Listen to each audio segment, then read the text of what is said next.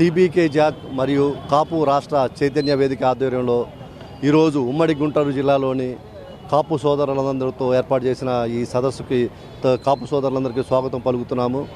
ఈ సమావేశంలోనికి ముఖ్య ఉద్దేశం మనందరికీ తెలిసిందే.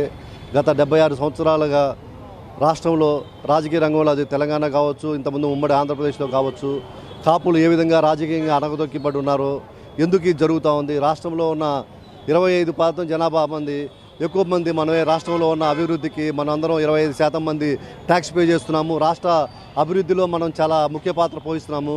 కానీ అభివృద్ధిలో చూసుకుంటే కానీ, రాజకీయంగా చూసుకుంటే కానీ కాపులు తీవ్రంగా అణగదొక్కుతున్నారు. దీనికి రకరకాల కారణాలు ఉన్నాయి. ఈ కారణాలు ఎందుకు వచ్చినవి, ఎందువల్ల మనం ఇంత రాజకీయంగా అణగదొక్కబడుతున్నాం అనే విషయం మీద ఈ రోజులో మొన్న ఈ ఉమ్మడి గుంటూరు జిల్లాలో ఉన్న కాపు పెద్దలందరితో ఈ సమావేశం ఏర్పాటు చేయడం చాలా ఆనందకర విషయం.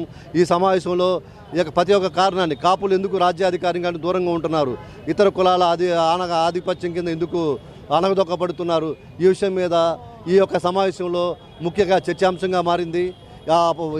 కాపు నాయకులు ఏ పార్టీలో ఉండొచ్చు, కానీ వాళ్ళు ఆ పార్టీలో ఉన్న వాళ్ళు తగిన సీట్లు, తగిన గుర్తింపు రావాలని ఈ సమావేశం ద్వారా డిమాండ్ చేస్తున్నాము.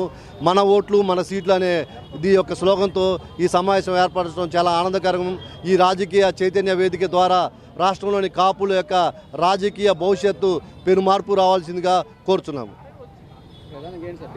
డిమాండ్ అధిక 25% ఉన్న జనాభాకి ఇంత తక్కువ సీట్లు ఎందుకు ఇస్తున్నారు, ఇంత ముఖ్యమంత్రి పదవి ఇంతవరకు చేపట్టకపోవడానికి కారణం ఏంటి, అత్యల్ప సంఖ్య వాళ్ళ కింద దానిలో అణగదొక్కబడటానికి కారణం ఏంటి? ఇది ఒకటి. రాజకీయంగా మనలో ఐక్యత లేకపోవటం, ఇతర వర్గాలు ఆర్థికంగా బాగా ఎక్కువ స్టేజ్లో ఉండటానికి, దీనివల్ల ఇప్పుడు ఉన్న ప్రముఖులు, మేధావులు అందరూ వచ్చున్నారు.